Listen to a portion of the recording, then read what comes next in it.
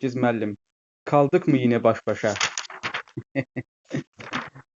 Başlayaq. Peyman aldım. Üzr istəyirəm Peyman müəllim. Deməli, Problem. başlayaq. Vaqif dramı.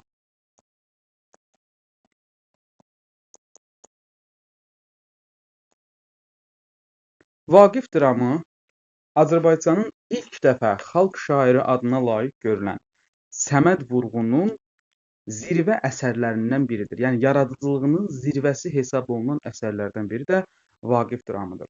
Ədəbiyyatımızda müəllim bir neçə əsər var ki, yəni ədəbiyyatımızda müəyyən kateqoriyalar var. Hər dövrdə müəyyən yeniliklər olub.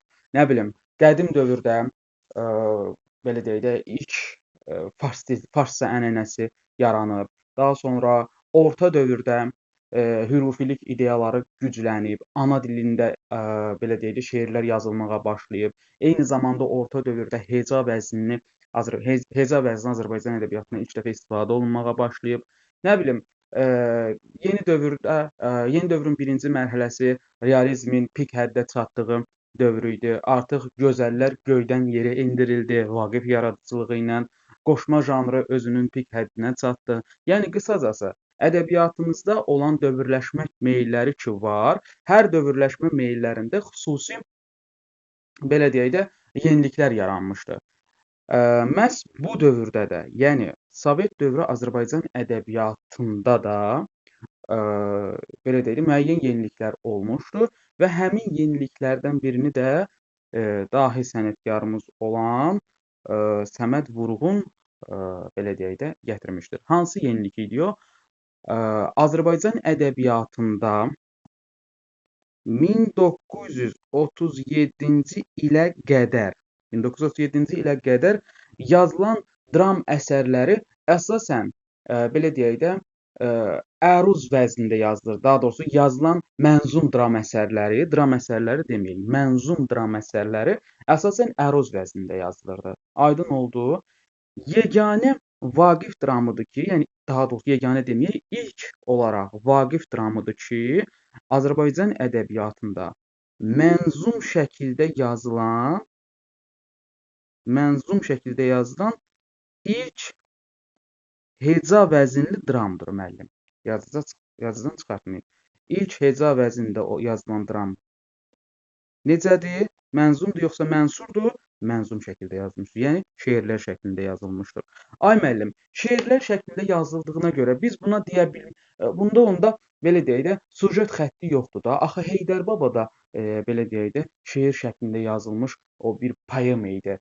Onda demişdiniz ki, sujet xətti yoxdur. Mənzum şəkildə yazılmış poema idi da. Onda sujet xətti yox idi. Onda belə çıxır ki, Vaqif mənzum faciəsi də belə deyək də mənzum şəkildə yazıldığı üçün onda da sujet xətti yoxdur da. Xeyr müəllim.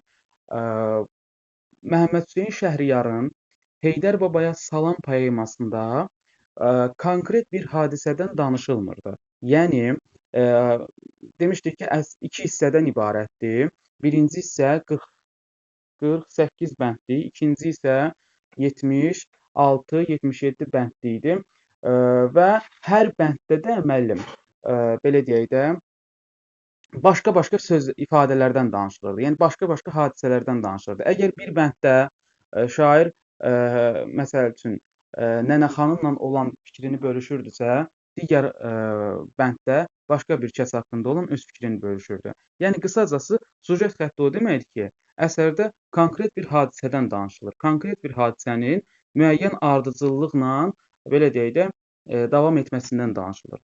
Heydər Babaya Salamda bu yox idi. Ancaq Vaqif dramında bu hal var. Yəni Vaqif dramında müəyyən hadisələr var və həmin hadisələrin baş vermə ardıcıllığı vardır. 1937-ci ildə yazılmışdır. Azərbaycan ədəbiyyatında ilkə imza atmışdır. Hansı ilkdir? İlk dəfə heca vəzinli mənzum dramdır. Yadınızdan çıxartmayın. Heca vəzinli dram deməyək. Mənzum dram deməyimiz daha uyğun olar. Ümumiyyətlə, Azərbaycan ədəbiyyatında bir sıra əsərlər vardır ki, həmin əsərlər sənətkarlara ithafən yazılmış əsərlərdir. Məsələn, önümüzdəki dərsdə biz keçəcəyik.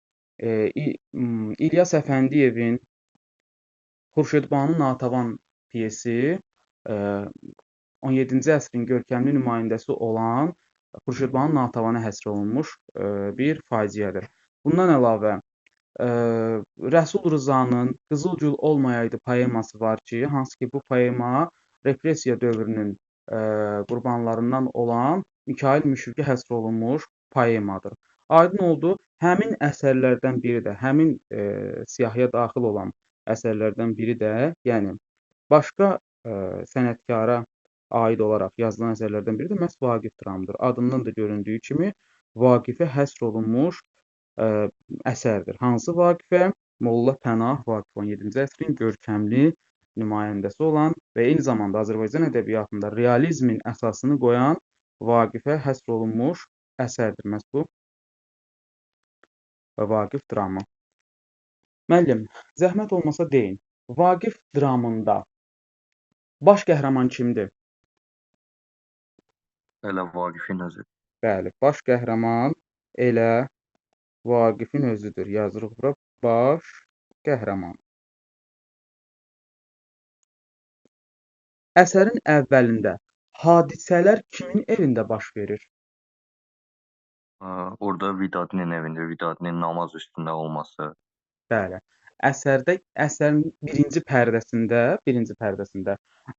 Vidadidən danışılır. Yəni əsər Vidadinin evində, Vidadinin səhnəyə gəlməsi ilə başlayır. Bəzən müdavimlər müəllim bunu orijinaldan oxumurlar və kitablarda verilən o ixtisarla olan hissədən oxuyurlar və həmin o ixtisarla olan hissədə də Vaqifin evində olan toy məclisindən başlayır əsər. Və bu da abituriyentlər üçün nəzərdə tutulmuş hissədir. Yəni o müəllimlərə aid deyil və ona görə də müəllimlər o fikri yanlış hesab edirlər. Əsər siz də dediyiniz kimi Molla Vəli Vidadinin öz evində oturub hansı işlə məşğul olurdu Vidadi? Namaz qılır. Bəli, namaz qılırdı. Həyat yoldaşının adı nə idi? Tükəzban. Bəli, Tükəzban xanım idi həyat yoldaşının adı. İlk dəfə, deməli, əsər başlayır, yazaq buradan. Əsər başlayır. Vidadinin evində. Vidadinin evi. Yazıram bura. Aha, Vidadinin evinə ilk gələnlər kimlərdir müəllim? Vidadinin evinə ilk gələnlər ya Vaqifin? Vidadinin evinə ilk elçilər gəlir. İlk gələn elçi kim? Hardan gəlmişdi? O Cavad xan, Gəncə xanı idi həmin vaxt. O elçi göndərmişdi, onu saraya dəvət etmişdi, amma o rədd etmişdi, yəni getməmişdi. Bəli, tamamilə doğrudur. Molla Vəli Vidadinin deməli evinə ilk gələn elçi Gəncə xanı Cavad xan özü gəlməmişdi. Testlərə verir. Cavad xan özü gəlmişdi. Bu fikir yanlışdır. Cavad xanın əsgərləri gəlmişdi. Cavad xanın sərkərdələri də belə deyək. Bəs bunlara cavabı nə olmuşdu Molla Vəli Vidadinin?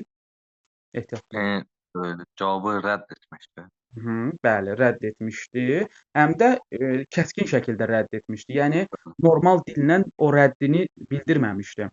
Bəs yaxşı, belə deyək də, bunların evinə ikinci gələn qonaq kim olur?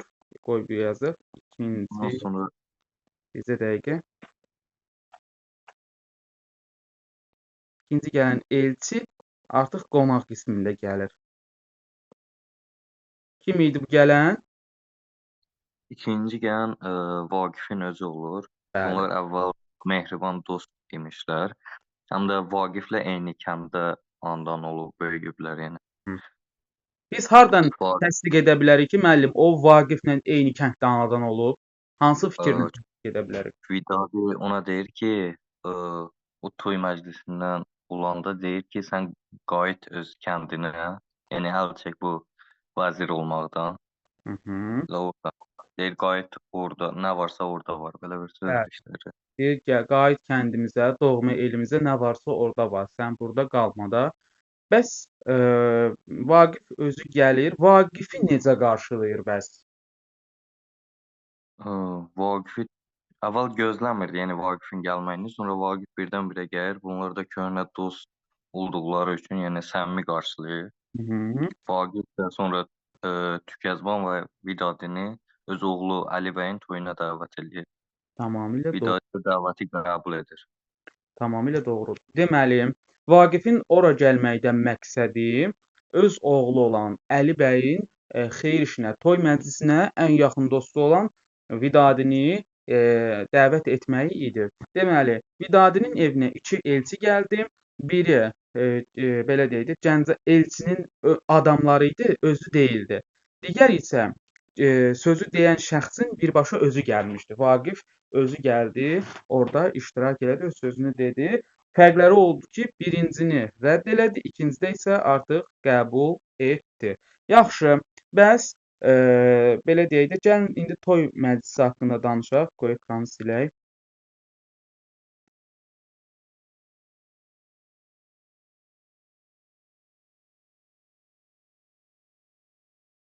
Hı -hı. Deməli, toy məclisi kimin evində qurulurdu? Vaqifin. Bəli, toy məclisi Vaqifin evində quruldu. Bu toy məclisi kimin idi? Kimin toy məclisi idi? Əli bəyin, Vaqifin Bəli. oğlu. Kimindir? Yazaq. Əli bəy. Aha, Əli bəyin toyudur. Həmin toyda yüksək zümrənin nümayəndələrindən kim iştirak eləyirdi, müəllim? Qarabağ xanı olan İbrahim xan. Hı -hı. İbrahim xan. İbrahim xan orada iştirak edirdi. İbrahim xanın hiddətlənməsində səbəb nə idi? Nəyə görə o toy məclisində əsəbiləşdi? Həmin vaxt demək Vaqifin köhnə dostu Eldar vardı. Çiynində bir quzu içəri daxil olur. Və Hı. bu zaman Vaqiflə görüşür. Vaqif də onu xoş qarşılayır. Amma İbrahim xan şiddətlənir ki, deyir bu heç bizi saymadı. Yəni bizi görmürmü? Hiddətlənmə səbəbi yəni bu.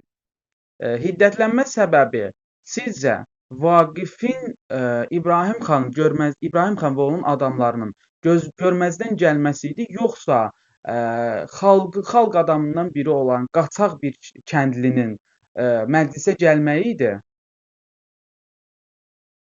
Əvvəl qaçaq deyildi də, yəni onu görməzdən gəlməsi. Xeyr müəllim, yadınızda saxlayın ki, bir daha üzr istəyirəm. İbrahim xanın hiddətlənməsində səbəb sıravi bir kəndlinin imkansız, kasıb təbəqədən olan bir kəndlinin bu məclisdə İbrahim xandan eyni belə deyək də məclisdə iştirak etməyi idi. İbrahim xan bunu qəbul eləyə bilmirdi.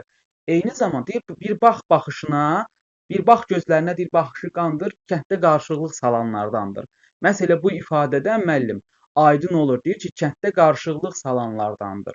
Deməli, o qaçaq dəstəsinə artıq qoşulmuşdu Eldar orada. Buyurun. Bunu deyən kimdir? Deyir ki, kənddə bir baxışı qandır, kənddə qarşılıq salanlardandır. İfadəsini deyən obraz kimdir orada? Şeyx deyir ona. Şeyx. Ondan sonra İbrahim xan da deyir, məyər Çobançuluq məclisidir ki. Bildiğiniz söz, yəni Gərmanla yan-yana oturur. Bəs Vaqifin bu sözlər onların İbrahim xanın bu reaksiyası necə olur? Bu sözlərinə reaksiyası necə olur? Təmkinlə qarşılayır, yoxsa əsəbləşir? Əsəbi şəkildə qarşılayır, deyir hər ikiniz mənim qonağımsınız, mənim evimdəsiniz. Əksinə müəllim, əsəbi şəkildə deyil, təmkinlə qarşılayır. Çünki əsəbi şəkildə qarşılasaydı, o belə deyək də bir nəvi doğru olduğu yerdə səhv çıxmış olacaqdı. Təmkinlə qarşılayır. Nə deyir? Buyurun. Deyir, hər ikiniz yəni mənim əziz qonaqlarımsınız da, mənim evimdə qonaqsınız. Yəni belə etməyiniz haqdır. Bəli, tamamilə doğrudur. Deyir ki, burada məclisi mən qurmuşam. Hər biri bu məclisdə iştirak edənlərin hər birisi mənim qonağımdır. Birinin digərindən fərqi yoxdur. Qonaq qonaqdır. Yəni deməyindən bu çıxır. Bu sözlərindən İbrahim xan hiddətlənir və məclisi nə edir? Bu zaman məclisi tərk edib gedir. Əla. İbrahim xan yazaq burada. İbrahim xan məclisi tərk edir. Məclisi özü tərk edir, yoxsa öz adamları ilə bir yerdə gedir? Mən burada əvvəl adı Eldar getmək istəyir, amma Vaqif qoymur. Sonra İbrahim xan deyəsən deyir ki, Eldarı tutun. Bəli. Hə, Eldarı tutun. Bu zaman yəni adamlar gedir Eldarı tutmağa. Ondan sonra İbrahim xan yəni tərk eləyir də. Yəqin Bəli. adamları ilə. Bəli, hər biri adamları ilə bir yerdə oradan uzaqlaşırlar. Eldarın bəs oradan getmək istəməsinə səbəb nə idi? Yəni istəmirdi də Vaqif pis halda qalsın. Aha, bəli, tamamilə doğrudur. Vaqifin pis vəziyyətə düşməsini istəmirdi. Üstəgəl bilirdi ki, mən orada qalsam, xaraktercə biraz belə deyək də dəli dolu biri idi. Söz altında qalmağı xoşlamayan biri idi. Deyir, əgər mən burada qalsam, yəni burada dava düşəcək və istəmirdi ki, yaxın dostu olan Vaqifin məclisində belə bir problem yaransın. Ona görə getmək istəyirdi. Getmək istəyəndə kim ona mane oldu əvvəlcə? Eldara Vaqif mane olur. Mhm, Yəni deyir dayan. bəli. Tamamilə Hə, doğru. bunu Aha. İbrahim xan getdikdən sonra bəs hansı obraz İbrahim xanın getməsindən narahat olur və onun bu məclisi tərk etməsinə başqa bu məclisi tərk etməsindən sonra pis nəticələrə gətirib çıxaracağını düşünür. o şey, onun arvadı Xuramanidi deyir, Bəli. niyə xan getdi? Mhm. Bəli. Xuramanın narahatlığının səbəbi nə idi? Deyir biz əvvəl yəni xoş yaşayırdıq. Yəni öz nökərlərimiz var idi. Gündə bir evdə yığıncaq təşkil olunurdu. Hər kəs sənin sözünə əməl edirdi. İndi birdən səni vəzirlikdən qovarlar. Yəni qorxusu var onun vəzirlikdən qovulması. Bəs yaxşı, Xuraman obrazı Vaqiflə yan-yana gələndə, yəni Vaqif onu görəndə, görən kimi öz fikrini deyir, yoxsa Vaqifin təkidi ilə öz fikrini demək istəyir? Əvvəl Vaqifin təkidi ilə bir-iki dəfə təkid eləyir sonra. Bəli. Vaqif deyir ki, yəni nə olub sənin gözlərə belə? Niyə dolmusan, narahatlıq yağır? O da deyir ki, heç nə, qara bəxtimə ağlayıram. O da deyir ki, sən nə üçün bəxtimi qara adlandırırsan? Səbəb bu idi. Çünki Vaqif həqiqətən də Xuramanı sevirdi. Bəs yaxşı müəllim, mənə deyin görüm, istər Vaqif olsun, istər Xuraman olsun, onların bir-biri ilə evlənirlər. Biz bilirik ki, Xuramanla Vaqif ailə həyatı qurmuşlar. Onların hər ikisinin ikinci ailə həyatı idi, yoxsa ilk ailə həyatları idi? İlk ailə həyatlarından. Xeyr müəllim. Elə bir Müəllim, Xuraman orada bir ifadə işlədir. Deyir ki, bir nə bilim yadımdan çıxıb o ifadə deyir. Eee, eee, keçmiş ərim deyir şey, belə bir şey işlədir orada. O yadımdan çıxıb o epizoda. onu oxumuşam. Dost onun axırında yəni deyir ki, əvvəl ərim vəzir idi falan. Mən də uyğunlaşdırdım. Dedim yəqin elə Yadımda Vaqifdən saxlayın müəllim. Xuraman əvvəlki ərim. Belə bir şey işlədir orada. Yazıda saxlayın. Xuraman və Vaqifin ikinci həyatları idi bir-biri ilə qurmuşdu. Xuraman da birinci ailə həyatı uğursuz, Xuramanın da birinci ailə həyatı uğursuz olmuşdu. Vaqifin də birinci ailə həyatı uğursuz olmuşdu. Həmçinin Vaqifin Xuraman yaşda, hətta bəlkə də Xuramandan böyük oğlu Əli bəyin belə deyək də toy məclisi idi orada. Yəni Əli bəy Xuramanın ögey övladı idi. Eyni zamanda Vaqifin birinci arvadından olan övladı idi müəllim. Deməli, Xuraman bu əsərdə hansı obraz naqis belə xarakterin, alçaq xarakterin, pula düşkünlüyün, belə deyək də, rəzil vəziyyətə gətirdiyi bir obraz kimi təqdim olunur? Hə, pula meylli, yəni Xuraman idi. Xuraman idi, bəli. Bəs yaxşı, Xuramanın xaraktercə çox zəif olduğunu biz hansı ifadə ilə təsdiq edə bilərik? Orada qoca qarı bir də şeyx idi. Bilmirəm, gəlib ona təklif edirlər ki, Bəs onları Sən kim öyrətmişdi? İbrahim xan. Bəli, İbrahim xan bəs Xuramana qarşı eşq duyğuları bəslədiyi üçün bu addımı atmışdı, yoxsa qisas niyyəti ilə? Bəli, qisas Vaqifə bir dərs verməyə meyl. Bəli, Vaqifə bir İbrahim xan bilirdi ki, ə, əgər hər hansı bir şəxsə mən deyir ki, Vaqifi işindən azad eləsəm, burada ə, başım gəzəyə qədər ki, çəkəcək mənim. İbrahim xan bilirdi ki, çünki xarici işlərlə əlaqədar biz bilirik axı Vaqif Qarabağda eşik ağası vəzifəsini daşıyırdı. Yəni eşik ağası da müasir terminlə desək, xarici işlər naziri idi. Belə deyək də, İbrahim xan xarici ölkələrin bu hökmdarları ki var, onlarla rəsmi şəkildə danışığı bacarmırdı və buna görə də Vaqif ortaya düşürdü. Vaqif İran şahı olan Qacarla danışdı, Rus hökmdarları ilə məktub alqı-satqısı eləyirdi. O bilirdi ki, Vaqifi əgər işdən uzaqlaşdırsa, yəni ona maddi zərbə vurmaq istəsə, zərbənin ən böyüyü özünə dəyəcək. Ona görə də ona mənəvi zərbə vurmaq istədi və həmin məqsədlə də bu alçaq, mənfur niyyətə əl atdı. Hansı ki, həmin niyyət Vaqifin arvadı olan Xuramanı yoldan çıxartmaq və özünə arvad edəcəyinin deyərək onu belə deyək də bir tələyə salmaq istəyirdi. Hansı ki, yalandan eləyirdi bunu. Aha, bəs məsələ bu ifadədən də, bu epizoddan da aydın olur ki, Xuramanın zəif xarakterə sahib olduğu belə deyək də, ailədən kənarda olan şəxslər tərəfindən də məlum idi. Çünki İbrahim xan hardan bilsin ki, Xuraman bu qədər belə deyək də, zəif xarakterə sahibdir. Aydın oldu. Yəni hardasa yəqin ki, hiss eləmişdi ki, bu bu yola əl atdı. Başqa yolla da Xuramanı özünə tabe edə bilər ki, bilirdi axı Xuraman pula meyillidir. Aha, bəs yaxşı. Xuraman bu təklifə necə, izdivaca belə deyək, razılıq verirmi, yoxsa necə? Bəli, Xuraman razılıq verir, yəni İbrahim xanla. Aha, bəs İbrahim xan onunla izdivaca girir, yoxsa yox? Xeyr. Bəli, İbrahim xan onunla izdivaca girmir. Aha, müəllim. Bəs yaxşı, sonrakı epizodlar necə olur? Danışın zəhmət olmasa. Sonraki epizodlar Qacar məktub göndərmişdi İbrahim xana, yəni burada Şuşanın təslim edilməsini istəyirdi. Amma Vaqif ona sərt cavab verdi. Aha, O o da bu məktubda nə yazılmışdı, deyə bilərsiniz? yox, onu bilmirəm. O heç bir yerdə yox idi. Orijinal versiyada bilmirəm verilib, verilməyib, amma universitetdə sizə deyilməmiş olmaz. Deyir ki, deyir məktub yazır Qacar İbrahim xan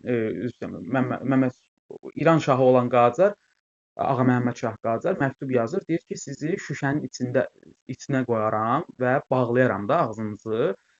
Vaqif təbii ki, Xarici İşlər Naziri olduğuna görə cavab öhdəliyi Vaqifə verilmişdi. Vaqif də deyir ki, əgər mənim qoruyan mənim tanrımdırsa, mənim Allahımdırsa, şüşənin içində ağzı bağlı şəkildə də qoysan məni sağ-salamat şəkildə saxlayacaq. Yəni bir nəvi dediyindən belə çıxır ki, yəni sən heç kimsən də, sən heç nə eləyə bilməzsən. Əgər Allahın təqdiri mənə belə deyək də, mənim lehimədirsə, sən mənə heç nə eləyə bilməzsən. Bundan hiddətlənən Qacar hansı yola əl atır? Qacar hiddətlənir, iki gürcü qardaşını bir-biri ilə döyüşdürməyə məcbur eləyir. Bundan da istifadə edilən qapçı, yəni gürcüləri azad buraxır. Orada Tamara və qardaşları var idi. Onlar da dağa qaçır. Bu zaman Eldarla rastlaşırlar. Eldar onları səmimi qarşılayır, sonra buraxır. Aha. Siz biraz çox getdiniz deyəsən müəllim. Çox qabağa getdiniz.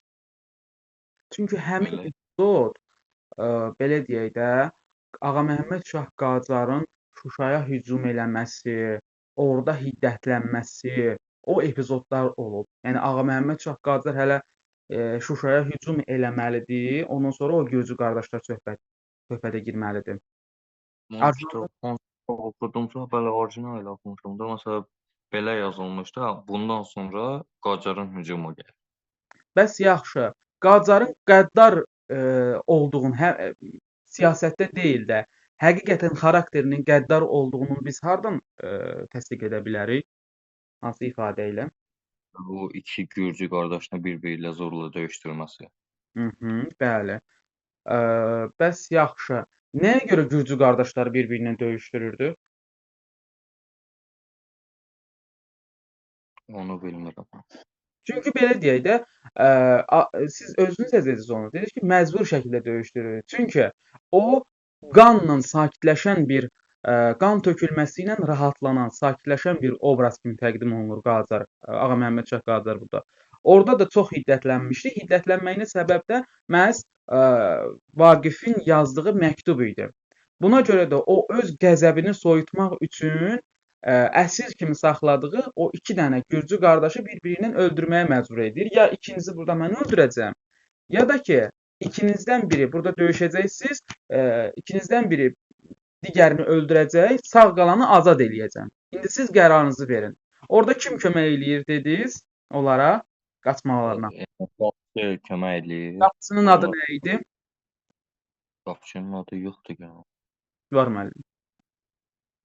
Yoxdursa da mən deyirəm. Baxın, yazıram. Bilmirəm. Zülfüqar.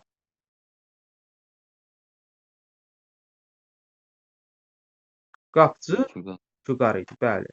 Zülfüqar kömək eləyir o iki gürcü qardaşın oradan uzaqlaşması üçün. Bəs yaxşı, məsələ bu Zülfüqar da Qacarı kim öldürür? Qacar da elə qapçı öldürür. Bəli. Yəqin Zülfüqar olar. Bəli, Zülfüqar elə, çünki Zülfüqar Qacarın şəxsi qapıçısı idi. Yəni sırf Qacarın otağının qapıçısı idi. Zülfüqar öldürür. Necə öldürür? Onu deyə bilərsiniz, zəhmət olmasa. Bura qoy epizoda keçək, sonra davam edelim. Burada demək Eldarla Qacar döyüşürlər. Qacar deyir ki, mən bu davaya girməliyəm. Döyüşürlər. Bu zaman bir yara zərbəsi alır Qacar. Ondan sonra Eldarın qılıncı düşür. Bəli. Qacar buna gülür. Sonra Eldar Misri qılıncını çıxarır. O zaman Qacar özünü itirir. İkinci dəfə zərbə endirir Eldar. Onun qılıncı yerə düşür. Bu zaman arxada olan qapıçı bunu görür. Qılıncını gəlib, yəni onu öldürdü. Aha.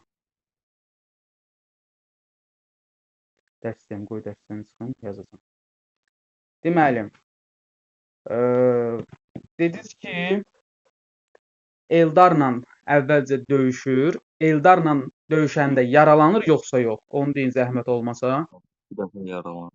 Bəli, bir dəfə yaralanır. Bəs o yaranın tuzu bibəri olanı kim eləyir?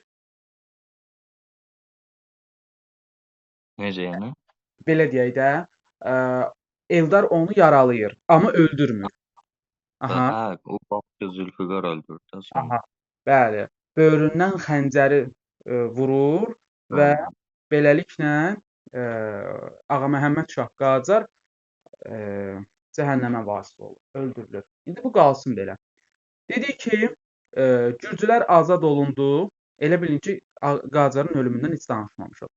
Gürcülər azad olundu oradan. Azad olunandan sonra hara gəldilər? Onlar dağa qaçdı. Bu zaman Eldar onları görüb, yəni sərbəst buraxdı və Gürcüstana getdilər.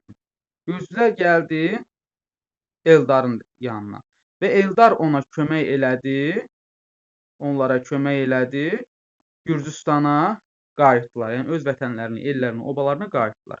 Danışın indi zəhmət olmasa o epizodu, yəni Ağa Məhəmməd Şah Qacarın hücumu, Qarabağa, Şuşaya hücumu haqqında. Həmin epizodu Bundan sonra yəni Qacar hücum eləyir. Top səsləri bir yandan, nə bilim döyüş şiddətlənir.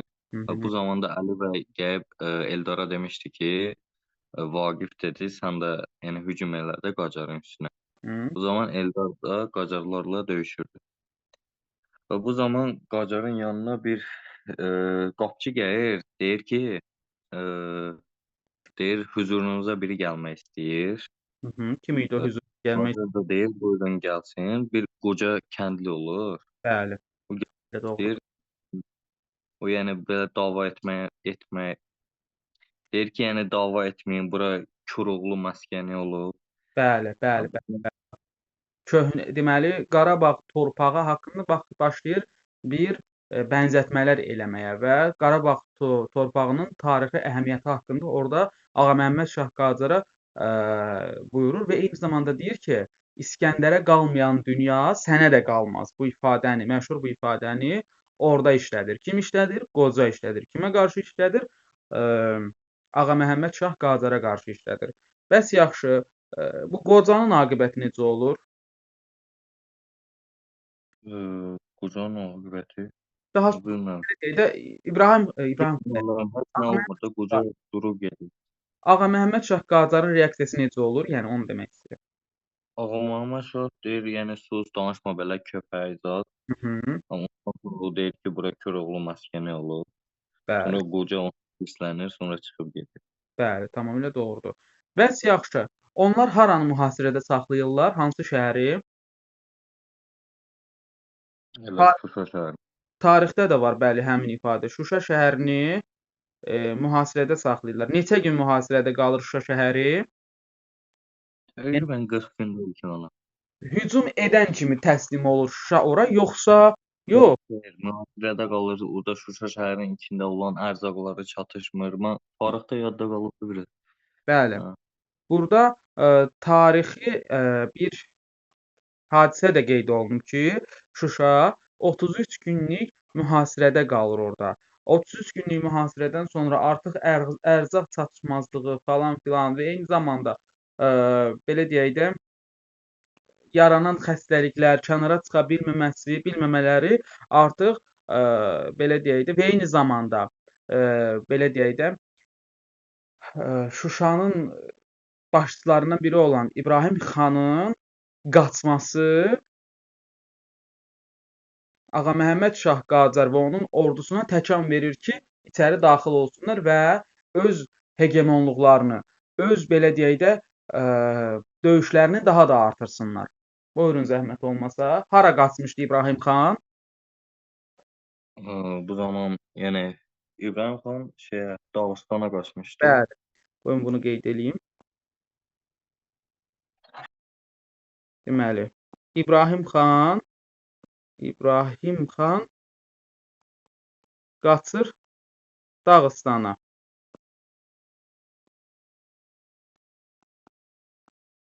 İbrahim xan qaçır Dağıstana. Başqa hansı əsərdə hadisələr Dağıstan həyatından götürülmüşdü, müəllim? Dağıstan həyatından. Bəli. Bir iki dərs bundan əvvəl keçmişik. Biraz.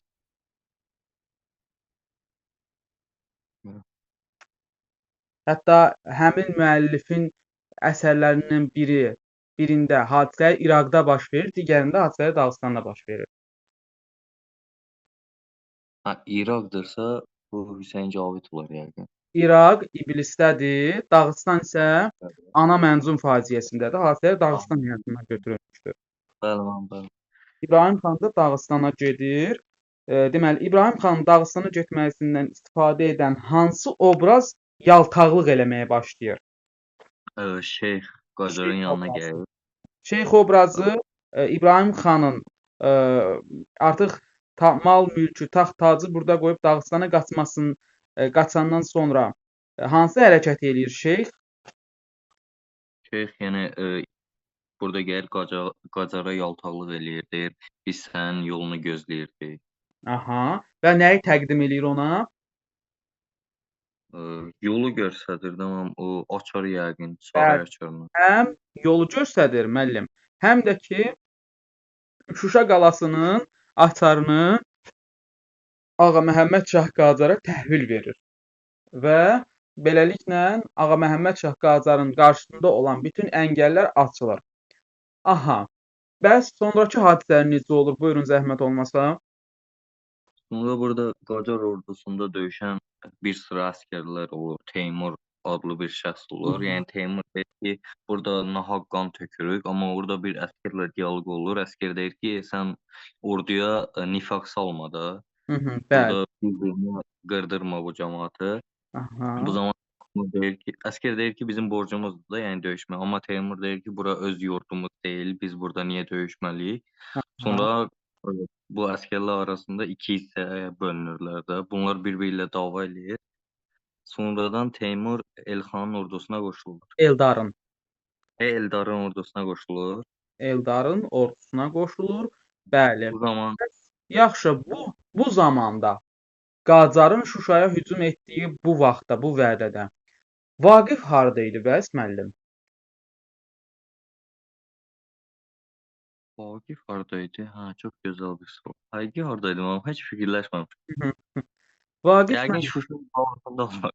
İbrahim xan tərəfindən Vaqif həbs olunmuşdu və ə, hansısa dağın yanında, dağın adı qeyd olunmayıb, bir nəfərlik bir zindan düzəltmişdi İbrahim xan və həmin bir nəfərlik zindana Vaqifi salmışdı və Vaqif orada həbs həyatı yaşayırdı. Onun da bir dənə başçısı var idi, Zindanban adı olaraq qeyd olunub orada.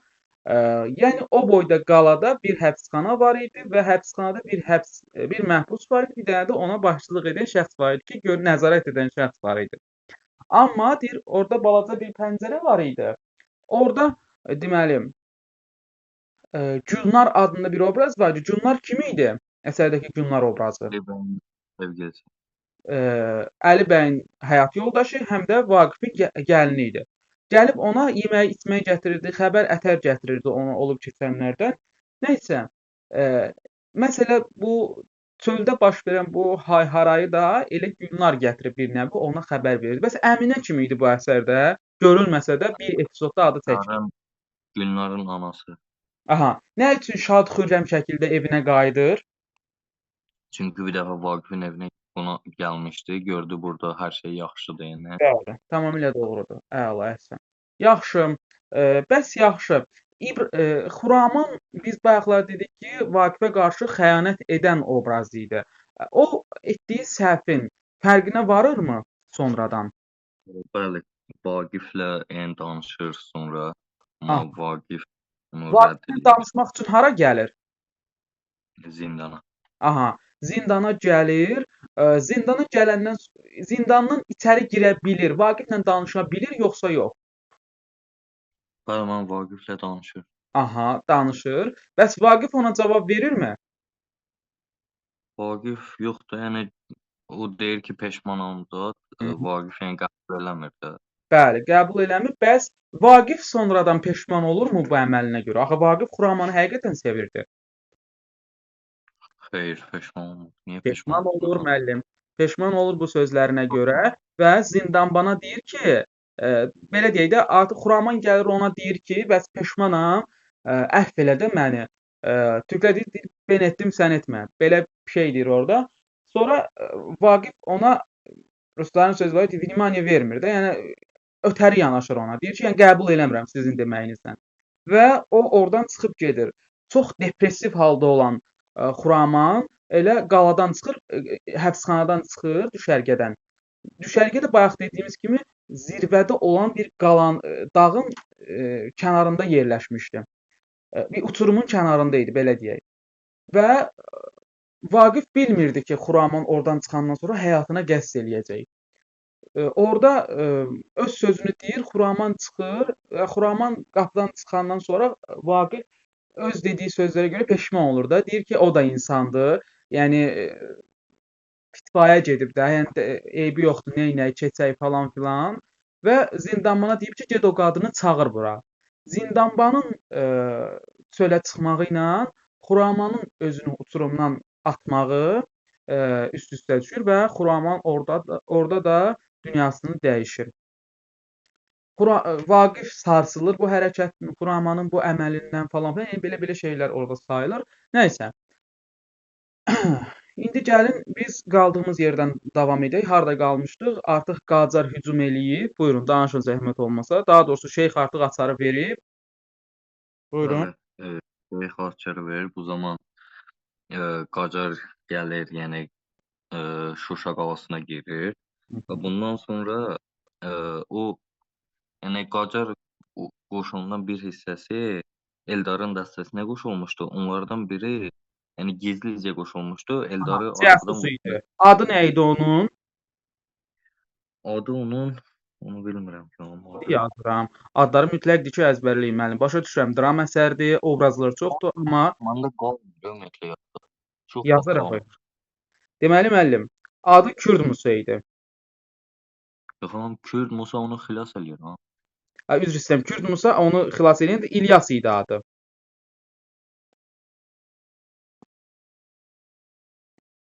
İlyas adında bir əsgər yalandan qoşulur o Eldarın dəstəsinə ki, bəs orada bitən söz-söhbətləri, xəbər ətəri gətirib burada Qacara xəbər versin deyə. Bəs yaxşı, öldürə bilirmi və yaxud da silah açıb yaralaya bilirmi Eldarı? Birinci silah açır, yəni silah işləmir, açılmır. İkinci silah atmaq istəyəndə bu zaman Kürd Musa onu görür, yəni öldürür. Bu zaman Eldar soruşur, bu nədir ay Musa? O Aha. da deyir ki, o səni vurmaq istəyirdi. Bundan sonra Əli bəy gəlir yenə Eldara xəbər verir ki, dayanın, döyüşməyin mənası yoxdur. Hı. İbrahim xan Dağıstana qaçır. Hı. Bu zaman Eldar da əsgərlərinə əmr eləyir ki, qaçın da meşələrə tərəf çəkilir. Hı. Bəs yaxşı, necə olur ki, daha doğrusu İbrahim artıq əsərin finalına doğru yaxınlaşırıq. Qacar Şuşada öldürülür də biz bildiyimiz kimi. Yəni öz yerində öldürülmür. Şuşada Bəli, olarkən öldürülür. Qapıçısı kim tərəfindən bayaqlarda dedik? Adı nə idi? Zülfüqar bəy. Bəli, Zülfüqar tərəfindən öldürülür və eyni zamanda dedik ki, onun əvvəlində nə olur? Onlar Eldarla mübarizə aparırlar, döyüşürlər. Qacarla Eldar tet-a-tet döyüşürlər və həmin döyüşdə zərbə alır, yaralanır Qacar. Amma ölümcül yara deyildi həmin yara. Amma Qacara ölümcül yaranı vuran məsələ onun qapıçısı Zülfüqar olur. Sağ böyründən səhv eləmirəmsə, qılınc xəncəri vurur xəbərsiz şəkildə və orada da Qacar ölür. Qacar öləndən sonra artıq belə deyək də, başçı öldüsə, onun qayda qanunları yavaş-yavaş pozulmağa başlayır və Vaqif həbsdən çıxır. Vaqifi həbsdən çıxardırlar qəşəng-qəşəng. Onlar şad-xürrəm yaşayırlar və hakimiyyət deyə bilərsiniz ki, müəllim, bəs Vaqifin ölümü necə olur? Aqibəti necə olur?